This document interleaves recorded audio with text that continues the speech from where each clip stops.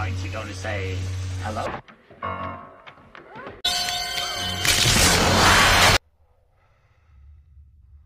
It's the power. Here's Johnny! In 2016 the world got the modern-day classic Zootopia.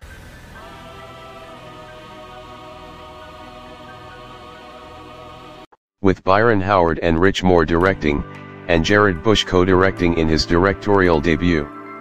Clark Spencer produced and Jared Bush and Phil Johnson handled the screenplay, and the story was handled by these people.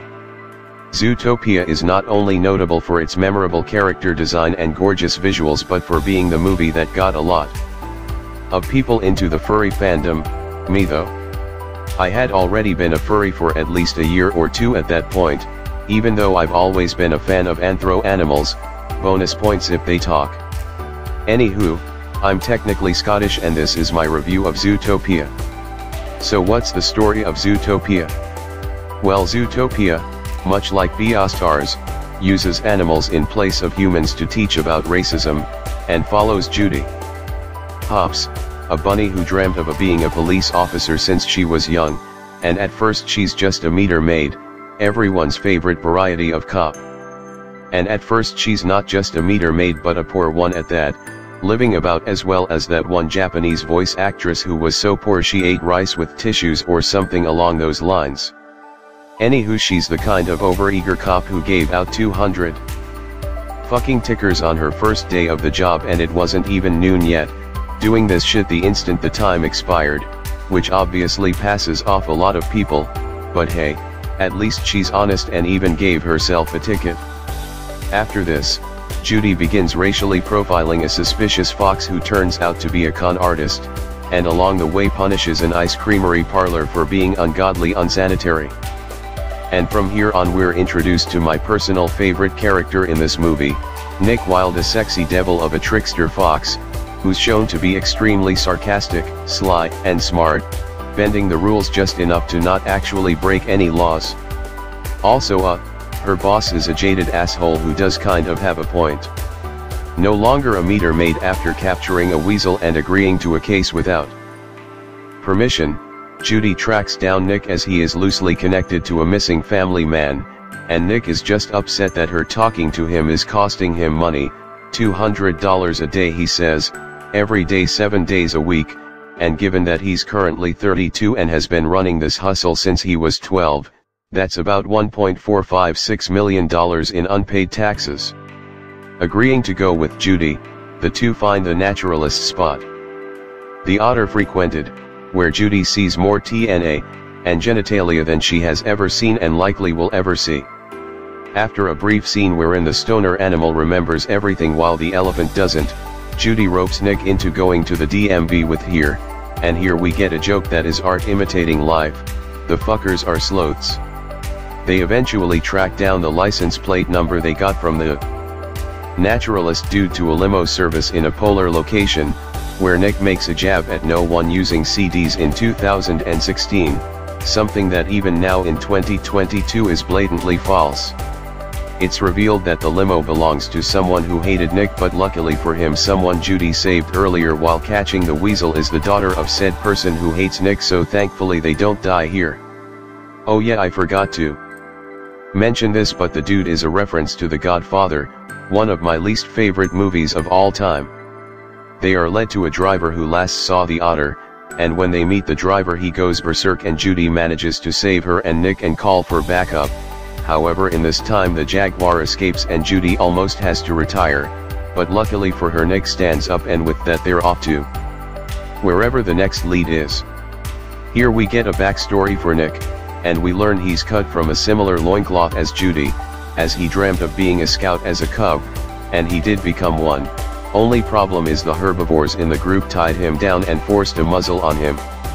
And according to Nick, on that day he learned that he shouldn't show anyone is getting his goat and that he shouldn't rise above the stereotypes foxes are portrayed as. Well, breaks at least one stereotype: he's not a bottom. Realizing the cameras would have seen what went down, they go and visit the vice mayor, or previously saved Judy's tail, and using their newfound camera access, they track down the driver and otter to a facility out of town. They discover all 14 missing animals are here and that the mayor knows about this place and is keeping it a secret. Judy records is and almost gets caught, escaping in just the nick of time, via toilet. Judy contacts the police chief and the mayor is arrested, and all is seemingly well. Judy gives a speech at the station and offers Nick a position as a police officer. Judy then slips up, does the equivalent of saying all black people love watermelon and angers the crowd and Nick removes the badge and walks away and the city essentially falls into chaos, with race riots and racial tensions being frequent. Judy is called in to meet the new mayor and along the way finds out that the lovable fluffy cheetah is being moved by the boiler room to avoid tensions. After meeting with the mayor, Judy resigns and moves back home wrapping carrots. Judy is then surprised to learn that she has opened the eyes of her set in their ways parents, who are now working with Gideon, the bastard who scratched her when she was a kid.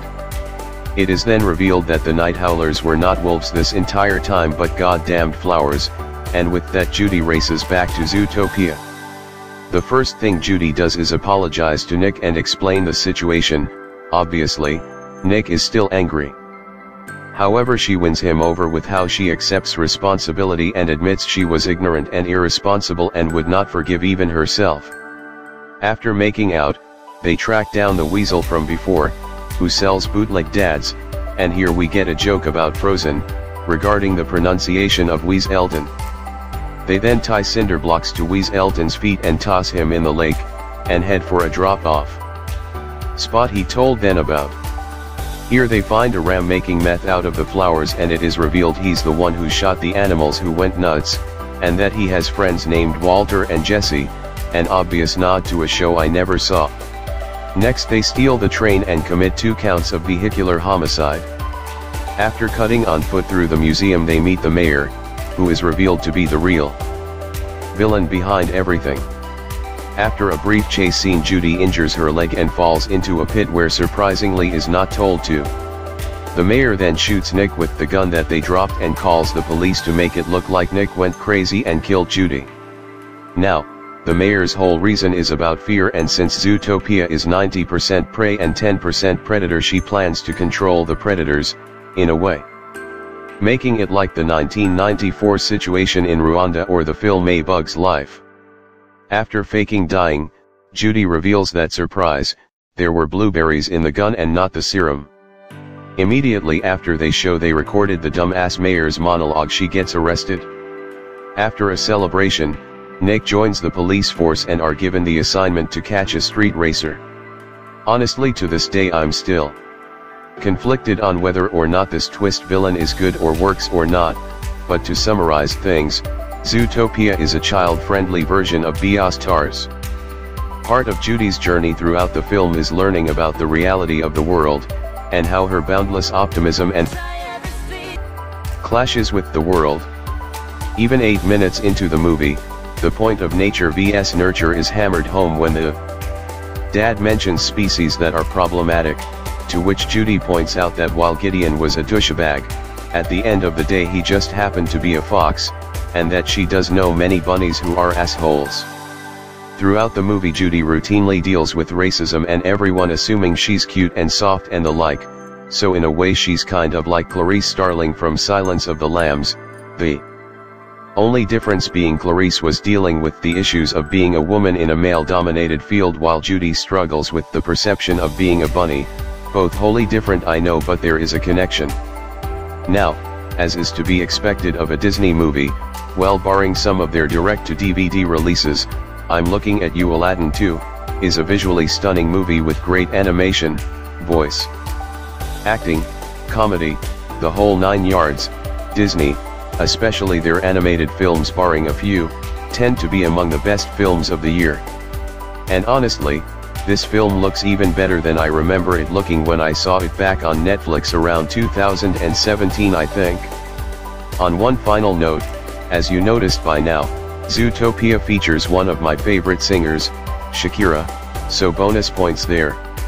So overall, Zootopia is a Movie that I already loved, and after rewatching some 6, maybe 5, or so years later I love even more, and with that I would give Zootopia an 8 out of 10. And that'll be the video. Thanks for watching, and if you enjoyed it please be sure to follow me on social media.